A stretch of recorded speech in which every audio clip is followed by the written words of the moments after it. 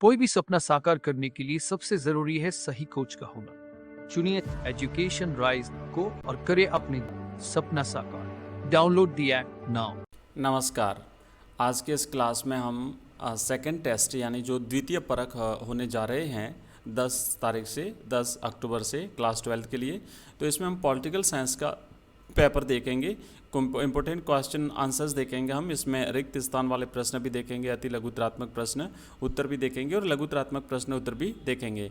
ये हमारा second paper है ना। द्वितीय परख के लिए हमने जो पेपरों की श्रृंखला जारी करी है उसमें ये हमारा सेकंड टेस्ट का जो सेकंड पेपर है। और इससे पहले हमने पहला जो पेपर जारी किया है उसको अगर आपने नहीं देखा तो ऊपर आई बटन पर आपको लिंक मिल जाएगा और इस वीडियो के डिस्क्रिप्शन में भी लिंक मिल जाएगा, आप वो पेपर भी जरूर देख लीजिए। ये जो पूरी श्रृंखला हम जारी कर रहे हैं इसमें से अगर आपने सारे के सारे क्वेश्चन पेपर्स अटेंड कर लिए तो आपके सारे क्वेश्चंस आपको इनमें से मिल जाएंगे। नमस्कार दोस्तों, मैं हूं वरदाराम, लेक्चरर स्कूल शिक्षा, और आइए करते हैं आज की इस पेपरों की श्रृंखला का दूसरा पेपर शुरू। यहाँ पे सबसे पहले हम करेंगे रिक्त स्थान की पूर्ति करने वाले जो क्वेश्चन आंसर्स हैं। पहला प्रश्न है कि संयुक्त राष्ट्र संघ का मुख्य उद्देश्य है। रिक्त स्थान है, आपको भरना है इसमें। संयुक्त राष्ट्र संघ का मुख्य उद्देश्य क्या है? आंसर यहाँ पर मैं आपको लिख करके दे रहा हूँ और इसकी PDF अगर आप चाहते हैं तो हमारे इस वीडियो के डिस्क्रिप्शन में हमारे ऐप का लिंक दिया हुआ है, आप हमारा ऐप डाउनलोड कर लीजिए। वहाँ पर हमने 12th क्लास की पॉलिटिकल साइंस और अलग अलग सब्जेक्ट के कोर्सेज लॉन्च किए हैं। तो अगर आपको पॉलिटिकल साइंस के पेपर चाहिए, अगर आपका सब्जेक्ट है पॉलिटिकल साइंस, तो आप पॉलिटिकल वाले साइंस का जो हमारा कोर्स है उसमें जब नीचे स्क्रॉल डाउन करते हुए जाओगे तो वहाँ पर फर्स्ट टेस्ट, सेकंड टेस्ट, इस तरीके से आपको फोल्डर मिलेंगे। तो आप सेकंड टेस्ट में जाकर के और वहाँ से इसकी PDF प्राप्त कर सकते हैं। इसके अलावा हमारा टेलीग्राम चैनल है एजुकेशन राइज नाम से, उसका लिंक भी इस वीडियो के डिस्क्रिप्शन में दिया हुआ है, आप उसे भी ज्वाइन कर सकते हैं। वहाँ पर भी आपको एग्जाम से रिलेटेड लेटेस्ट इन्फॉर्मेशन प्राप्त होती रहेगी। तो दोस्तों, पहला प्रश्न है संयुक्त राष्ट्र संघ का मुख्य उद्देश्य क्या है? आप लिखेंगे कि संयुक्त राष्ट्र संघ का मुख्य उद्देश्य है विश्व में शांति और सुरक्षा बनाए रखना। दूसरा प्रश्न है संविधान में अधिकारों की गारंटी दी है। हमारे भारतीय संविधान की बात हो रही है। हमारे संविधान में कौन से अधिकारों की गारंटी दी गई है? ध्यान रखना, गारंटी दी गई इसका मतलब वो आपका अधिकार है ना। और वैसे भी अधिकार हैं तो गारंटी दी गई है और हर नागरिक को का अधिकार दिया गया है। तो यहाँ पे संविधान में जो है ना मौलिक अधिकार जो है यानी मूल अधिकार जो है उसकी गारंटी दी गई है। और इसके अलावा प्रत्येक नागरिक को मतदान का अधिकार दिया गया है, यानी भारत का प्रत्येक नागरिक जिसने 18 साल की उम्र पार कर ली है उसे मतदान करने का अधिकार प्राप्त है।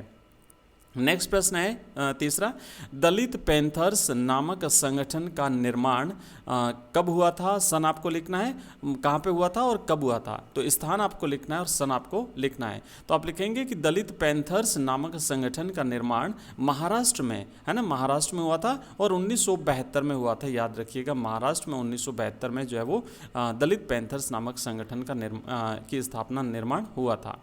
दोस्तों, ये जो हम जो मॉडल पेपर्स कर रहे हैं इसमें हमने अलग अलग जो हमारे पेपर्स हैं फर्स्ट, सेकंड, थर्ड, इस तरीके से उनमें हमने अलग अलग टाइप के क्वेश्चंस किए हैं। तो इसमें ऑब्जेक्टिव क्वेश्चंस भी आपके एग्जाम में पूछे जा सकते हैं, रिक्त स्थान वाले भी पूछे जा सकते हैं, अति लघुतरात्मक, लघुतरात्मक सभी प्रकार के प्रश्न पूछे जा सकते हैं। तो हम सभी प्रकार के प्रश्नों का अभ्यास करेंगे। और इसके अलावा बोर्ड एग्जाम्स 2023 के लिए पूरे जो मॉडल पेपर्स हैं उसकी पूरी श्रृंखला हमने जारी करी है। वो पेपर्स आपको हमारे ऐप में मिल जाएंगे, जरूर डाउनलोड करिएगा, लिंक इस वीडियो के डिस्क्रिप्शन में दिया हुआ है।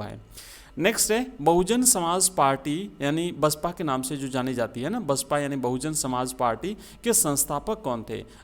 इसके संस्थापक यानी इसकी स्थापना जो है वो काशीराम ने करी थी, बहुजन समाज पार्टी की स्थापना। और अभी जो है ना मायावती इसकी अध्यक्ष हैं बहुजन समाज पार्टी की। नेक्स्ट प्रश्न है 1978 में गठन हुआ था, किसका गठन हुआ था? तो बामसेफ का गठन जो है वो 1978 में हुआ था। ये बामसेफ जो है ना SC ST और बामसेफ जो है ये SC ST और OBC के जो सरकारी जो कर्मचारी हैं उनके हितों की रक्षार्थ जो है वो इस संगठन का गठन जो है वो 1978 में हुआ था।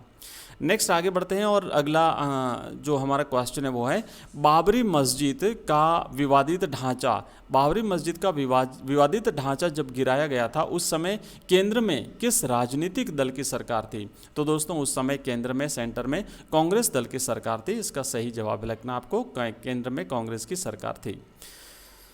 नेक्स्ट प्रश्न है सातवां, 2019 के लोकसभा चुनाव में किस दल को लोकसभा में स्पष्ट बहुमत प्राप्त हुआ था? तो लिखेंगे भारतीय जनता पार्टी यानी भाजपा। भारतीय जनता पार्टी को 2019 के जो लोकसभा चुनाव हुए थे उसमें स्पष्ट बहुमत प्राप्त हुआ था और प्रधानमंत्री नरेंद्र मोदी को बनाया गया था, जो वर्तमान में हमारे देश के प्रधानमंत्री हैं।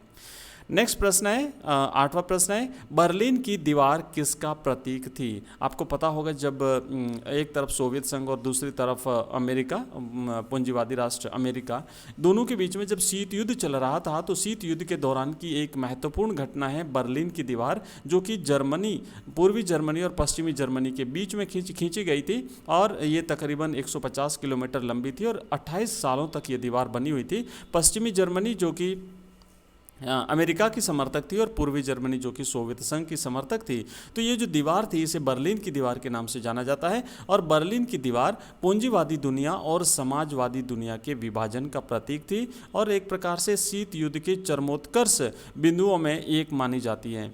ठीक है, तो ये जो है ना पूंजीवादी दुनिया यानी अमेरिका और समाजवादी दुनिया यानी सोवियत संघ, तो ये इन दोनों के बीच के विभाजन का प्रतीक थी। नेक्स्ट प्रश्न है, चिपको आंदोलन का संबंध किस प्रदेश से है? आप लिखेंगे इसका उत्तर, चिपको आंदोलन का संबंध उत्तराखंड से है और ये एक प्रकार से पर्यावरण हितैषी आंदोलन था। पेड़ों को काटने से बचाने के लिए लोग जो है वो पेड़ों से चिपक गए थे, इसे चिपको आंदोलन कहते हैं। सुंदरलाल बहुगुणा के नेतृत्व में ये जो आंदोलन था ये चला था। नेक्स्ट प्रश्न है अगला 10वां, नामदेव ढसाल कौन थे? तो दोस्तों लिखेंगे आप इसका उत्तर कि नामदेव ढसाल जो है ये मराठी भाषा के एक प्रसिद्ध कवि थे। अगला क्वेश्चन है नेक्स्ट 11वां, भारत में गठबंधन की राजनीति कौन से दशक में शुरू हुई? गठबंधन का मतलब होता है कि अगर किसी एक दल को स्पष्ट बहुमत प्राप्त नहीं होता है तो कुछ अलग अलग दल मिलकर के सरकार बनाते हैं, इसे गठबंधन की राजनीति कहते हैं। तो ये इसकी शुरुआत 1990 के दशक में हुई थी।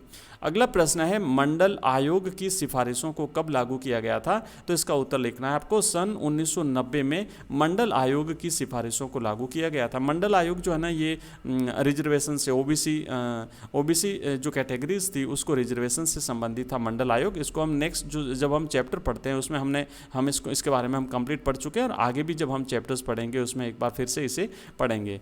आगे बढ़ने से पहले मैं आपको बता दूं कि दोस्तों रोजाना शाम को 8:30 बजे होती है हमारी लाइव क्लास, जहां पर हम अल्टरनेटिव डेज में अलग अलग दिन में 8:30 बजे रेगुलरली हम सब्जेक्ट पढ़ते हैं, जिसमें हम पढ़ते हैं history, political science, geography, Hindi साहित्य और दोनों कंपलसरी सब्जेक्ट क्लास 12th के लिए हिंदी और इंग्लिश। तो आप शाम को हमारी लाइव क्लास जरूर ज्वाइन करिएगा 8:30 बजे। नेक्स्ट प्रश्न है दोस्तों, परमाणु अप्रसार संधि कब हुई थी? आप लिखेंगे 1 जुलाई 1968 को परमाणु अप्रसार संधि हुई थी। अगला प्रश्न है, अमेरिका ने जापान के किन 2 शहरों पर परमाणु बम गिराया था? दोस्तों आपको याद होगा 1942 में द्वितीय विश्व युद्ध के दौरान जो है अमेरिका ने जापान के 2 शहरों हिरोशिमा और नागासाकी पर परमाणु बम गिराए थे। एक 6 अगस्त को गिराया था, दूसरा 9 अगस्त को गिराया था। 6 अगस्त को हिरोशिमा पर और 9 अगस्त को नागासाकी पर परमाणु बम जो है वो गिराए गए थे। नेक्स्ट है अगला प्रश्न 15वां, विश्व में सर्वप्रथम कब और कहां साम्यवादी पार्टी की सरकार लोकतांत्रिक चुनावों के आधार पर बनी थी? तो इसका उत्तर लिखना है कि अक्टूबर 2017 में सोवियत संघ में। ये 2017 के स्थान पे आप लिखेंगे 1917 में, है ना, 1917 में सोवियत संघ में जो है वो सरकार बनी थी। नेक्स्ट प्रश्न है, विश्व की साझा विरासत की सुरक्षा के 2 उपाय बताइए। साझा विरासत, है ना, साझा विरासत की सुरक्षा के 2 उपाय बताने हैं आपको। लिखेंगे विश्व की साझा विरासत की रक्षा के 2 उपाय निम्नलिखित है। पहला है सीमित प्रयोग, यानी विश्व की जो साझी विरासतें हैं उनका सीमित प्रयोग करना चाहिए। साझी विरासत मतलब सबकी विरासतें जिस पर किसी एक जाति, धर्म, संप्रदाय, राष्ट्र का अधिकार नहीं होता है, किसी व्यक्ति विशेष का अधिकार उस पर नहीं होता है, बल्कि वो मानव मात्र के लिए समस्त मानवों की एक साझी विरासत होती है। और दूसरा ये होता है कि जागरूकता पैदा करना, विश्व की साझी विरासतों के प्रति लोगों में जागरूकता पैदा की जानी चाहिए, तभी ये जो साझी विरासतें हैं उनकी रक्षा हो पाएगी। अगला प्रश्न है, भारत के पहले 3 चुनावों में कांग्रेस के प्रभुत्व के 2 कारण बताइए। यानी भारत में जब 1947 में जब देश आज़ाद हुआ और उसके बाद 1951-52 में भारत में प्रथम आम चुनाव हुए थे, तो वहाँ से लेकर के तीसरे आम चुनाव तक 1955-56 में दूसरे आम चुनाव और 1961 में जो तीसरे आम चुनाव होते, इन तीनों आम चुनावों में भारत में कांग्रेस को पूर्ण बहुमत मिला था, कांग्रेस का प्रभुत्व रहा। तो इसका कारण क्या है? तो आप लिखेंगे दोस्तों कि प्रथम 3 आम चुनावों में कांग्रेस के प्रभुत्व के कई प्रमुख कारण थे। उसमें से 2 ये हैं। एक तो ये था कि राष्ट्रीय संघर्ष यानी जो स्वतंत्रता आंदोलन, कांग्रेस की स्थापना 1885 से लेकर के 1947 तक जो राष्ट्रीय संघर्ष था, उसमें कांग्रेसी नेताओं का जनता में अधिक लोकप्रिय होना। और दूसरा ये था कि कोई पार्टी नहीं थी उस समय, समस्त भारतीय एक ही पार्टी के अधीन जो है वो देश को आज़ाद कराने के प्रयासरत थे। और नेक्स्ट आप लिखेंगे कि कांग्रेस के पास ही राष्ट्र के कोने कोने और ग्रामीण स्तर तक संगठन होना।